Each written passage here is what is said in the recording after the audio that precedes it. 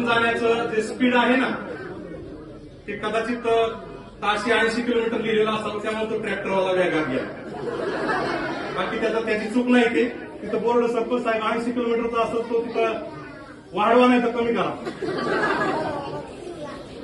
यामधून काय घटना घडतात आपण रोज पाहतोय. यांना जाब आपण विचारला पाहिजे. आता सहज ट्रॅक्टर गेला म्हणून सहज मला आठवलं, तुमची शाळा या ठिकाणी जिल्हा परिषद शाळा रस्त्यावर आहे, तिथं स्पीड ब्रेकर आहे.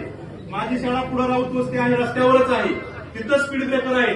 हे ट्रॅक्टरवाले इकडून येतात, आल्यानंतर सुगम संगीत त्यांच्या ट्रॅक्टरमध्ये चालू असतं. सुगम संगीत एकदम भक्तिगीतं वगैरे चालू असतात आहे की नाही.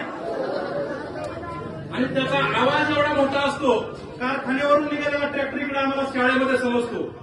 आणि आल्यानंतर त्या स्पीड ब्रेकरवर तो ट्रॅक्टर येतो, मोकळा ट्रॅक्टर, त्याचं काही स्पीड त्या ठिकाणी कमी होत नाही आणि एकदम जोरात त्या स्पीड ब्रेकरवरून जातो.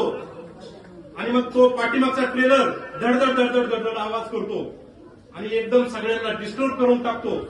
शाळेच्या खिडक्या तुम्हाला लावलेल्या दिसतील. एखाद्या ग्रामस्थाच्या मनामध्ये येईल की आज काय शाळेला सुट्टी का.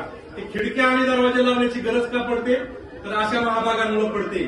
अशी इथून जाणारी जी लोक आहेत, त्या ठिकाणी ग्रामस्थही उपस्थित आहेत, त्यांना माझी विनंती आहे की यांना एक दिवस रस्ता रोको करा, या ट्रॅक्टरवाल्यांना आडवा आणि त्यांना सांगा, बाबा रे तुझी गाणी कारखान्यावरच वाजव आणि पुन्हा खडात गेल्यावर वाजव.